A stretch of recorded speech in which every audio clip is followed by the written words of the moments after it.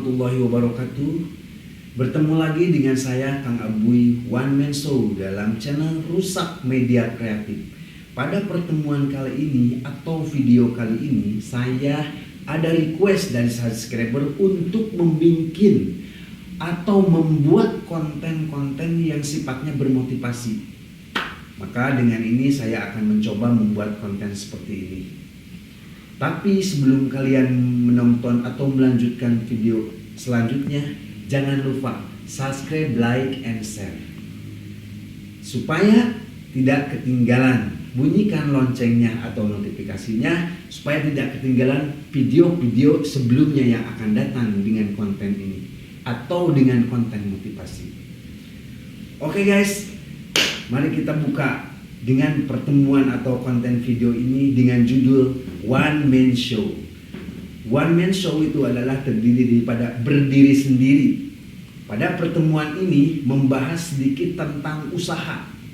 Katanya saya sebagai pengusaha, tapi saya akan coba bagaimana cara-cara usaha atau membuat satu usaha dari seorang pekerja menjadi seorang pengusaha, dari seorang pegawai menjadi seorang pengusaha. Tapi tidak langsung begitu saja. Tentunya harus ada tip-tipnya bagaimana caranya kita supaya memulai usaha itu lancar ataupun berjalan dengan schedule-nya ataupun berjalan dengan iramanya supaya enak, nyaman, dan tenang gitu. Yuk, pada pertemuan kali ini saya akan bahas sedikit tentang daripada usaha atau ekonomi. Sebelum kita melakukan usaha itu, kita harus tahu dulu apa itu usaha. Makanya di sini saya akan bahas tentang ada 4 faktor yang mendukung kita untuk bisa usaha maju, bisa usaha sukses, bisa usaha kita itu melesat dengan waktu yang sekejap. Makanya kita harus tahu dulu P4-nya seperti apa. Apa itu P4? Usaha itu tidak hanya bisa membalikan telapak tangan, tentunya harus ada tip-tip yang khusus. Nah, dalam video kali ini, dalam konten kali ini, saya Kang Abuy One Man Show akan membahas khususnya untuk para pemula. Tapi tentunya para yang senior juga tidak alangkah baiknya menonton video ini, karena video ini adalah dikhususkan untuk para pemula yang mau membangun satu usaha. Untuk itu, usaha itu syarat-syaratnya apa? Yang pertama ada 4 ya. Yang pertama adalah P4-nya itu adalah produk. Yang kedua P4-nya itu adalah price list. Yang ketiga adalah P4-nya itu adalah pemasaran. Yang keempat adalah price list. Nah, dari hasil keempat ini kita atau kalian harus menguasainya dulu satu persatu. Yang pertama P-nya adalah produk. Kalau kita mau memasuki satu usaha, kita harus dulu tentukan dulu usaha apa yang akan kita jalani. Jangan kita membuka usaha tanpa tahu dulu apa yang akan kita buka. Yaitu adalah produk. Produk apa? Produk yang kita jual, yang kita jalankan, yang kita sebarkan ke medsos ataupun ke siapa saja, produknya dulu tentukan. P4 pertama dulu yang harus ditentukan. Contoh, Anda mau buka sebuah toko, Anda mau buka sebuah bengkel, Anda mau bikin satu produk apa, itu tentukan dulu produknya. Produk ini sifatnya universal, bukan hanya satu produk aja. Universal itu banyak itemnya atau komponennya atau juga disebutnya propertinya. Nah, kita tentukan produk apa yang akan kita jual. Contoh, misalkan kita mau bikin satu produk yang namanya misalkan perajang bawang, kalau dari produk baku, atau dari kuliner misalkan kita mau bikin produk satu makanan soto atau mie ayam ataupun apa aja, bakso, sifatnya kulinernya, kita tahu dulu produknya apa, komponennya apa, belinya jauh atau tidak, bahan rempah-rempahnya mudah didapat enggak produknya.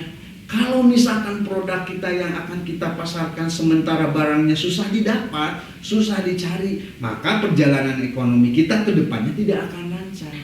Produk yang harus dipasarkan itu yang pertama produknya mudah dicari. Yang kedua produknya mudah dipasarkan.